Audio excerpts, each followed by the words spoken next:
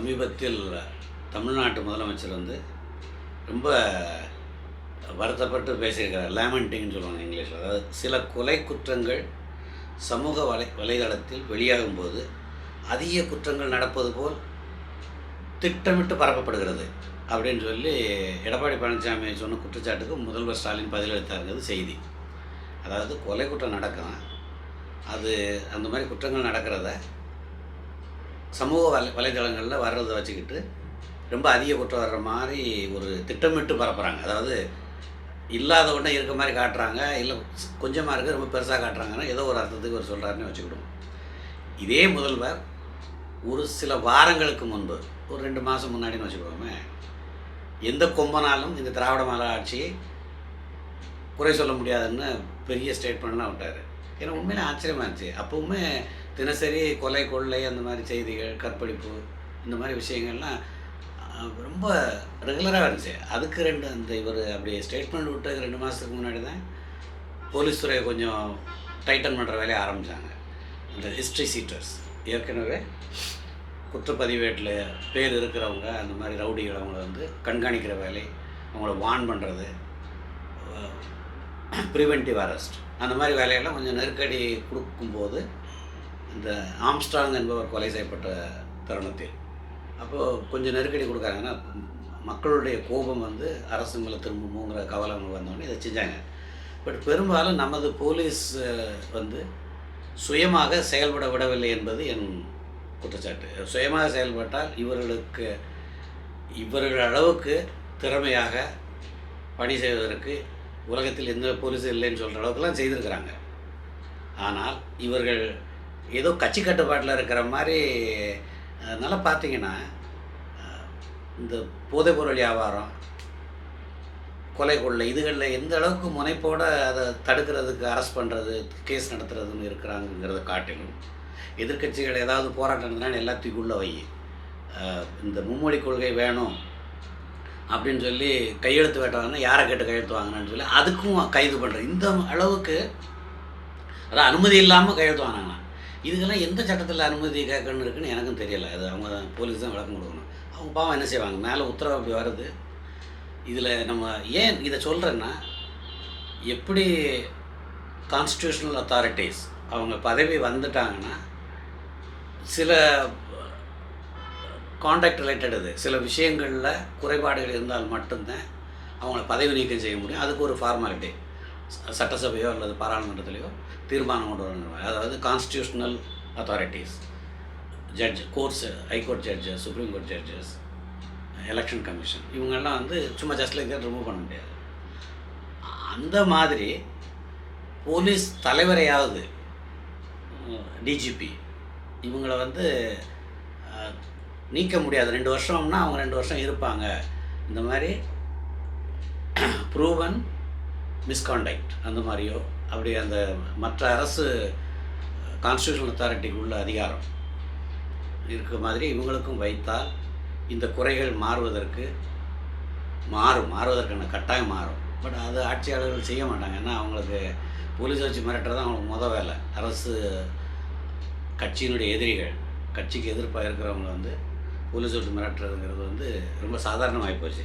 So அது ஒரு police அதிகாரி வந்து அந்த திமுக கொடி போட்டு போன ஒரு காரு, அந்த இளைஞர்கள் வந்து அட்டுழியம் பண்ணாங்கன்னு ஒரு செய்தி வரும்போது அதை இவங்க முந்திக்கிட்டு போய் அந்த பிள்ளைங்க, அந்த பெண் பிள்ளைகள் மோதிட்டு போயிட்டாங்க, அதனால தான் இவங்க மோதிட்டு போனாலும் இவங்க எப்படி விரட்டிட்டு போக முடியும்? அந்த நம்பரை நோட் பண்ணி போலீஸ் தான் கம்ப்ளைண்ட் பண்ணணும்.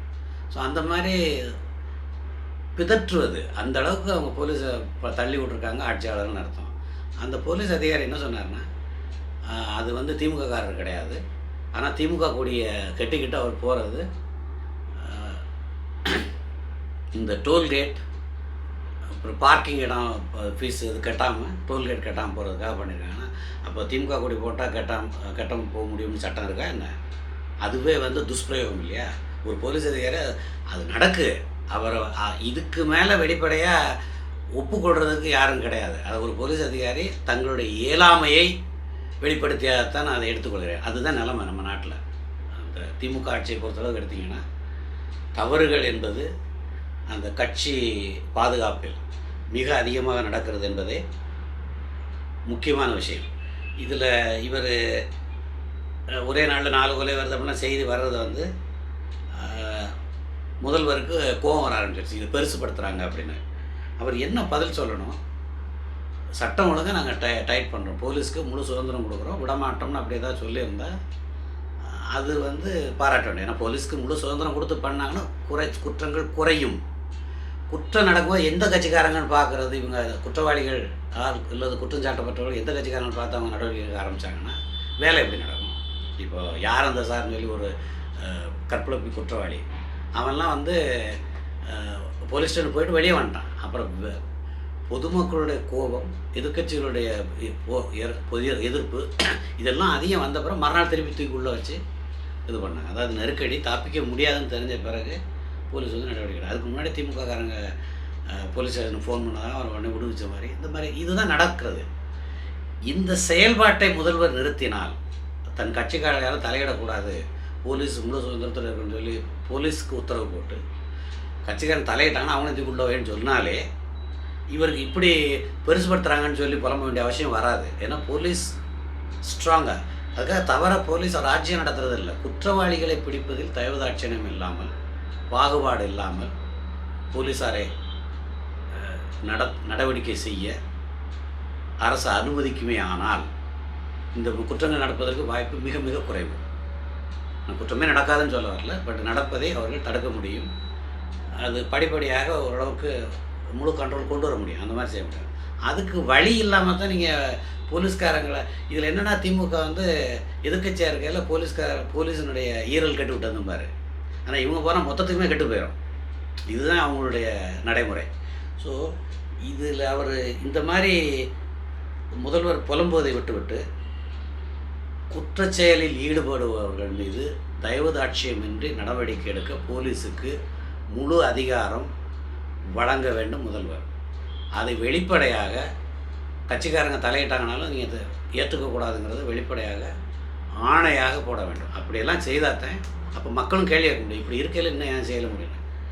அதை நடந்து கொள்வதற்கு அவர் முன்னுதாரணமாக இருக்க வேண்டும். இந்த மாதிரிலாம் செய்தாங்கன்னா இவர் இப்படி 2023 விட அஞ்சு இப்போ இவ்வளோ அதை அப்படி குறையுதுன்னு சொல்கிறதே ஆயிரக்கணக்கில் சொல்கிறாரு. ஆயிரக்கணக்கில் குற்றம் இருக்குது, அது போன வருஷத்தோட கம்மியாக இருக்குங்கிறாரு. இதில் என்ன பெருமை இருக்குன்னு எனக்கு தெரியலை. ஸோ இந்த அதாவது போன வருஷத்தோட ஒரு 500 குற்றம் குறைஞ்சிருக்கு, இப்போ 17,000 சொச்சம் தான் இருக்குதுன்னு சொல்கிறதுலாம் வந்து எவ்வளோ அபத்தமான வாதம். குற்றம் இல்லாமல் செய்வதற்கு நாங்கள் முயற்சி செய்கிறோங்கிறது ஒரு வாதம். அதுக்கு நீங்கள் போலீஸ்க்கு நான் சொன்னது தான், போலீஸ்க்கு வந்து ஃப்ரீ ஹேண்ட் கொடுக்கணும். அவங்க சட்டத்துக்கு உட்பட்டு தான், சட்டத்தை மீறி போலீஸ்காரங்க செய்யணும்னு நான் சொல்கிறேன். சட்டத்துக்கு உட்பட்டு பாராபட்சம் இல்லாமல் தவறு செய்பவர்களை தண்டிப்பதற்கு அவர்கள் பிடிக்க வேண்டும். அவர்கள் முழு அதிகாரங்கிற மாதிரி சட்டத்தின்படி அவங்களுக்கு அனுமதி இருந்தாலே குற்றங்கள் பெருமளவு குறையும் என்பது நம் வாதம். அதனால் முதல்வர் பேசுவது மிகவும் இயலாமையும் அவர்களுடைய குறைபாட்டினால் வெளிப்படும் குறைகள் தான். இந்த கொலைகள் அதிகமாகிறது, இந்த இதெல்லாம் நடக்கிறது வந்து அவர்களுடைய கட்சி நடவடிக்கையினுடைய குறைபாடுகளின் முக்கிய காரணம் என்பதை குறிக்கொண்டு மற்ற விஷயத்தை வரும் வீடியோவில் பார்ப்போம். நன்றி, வணக்கம்.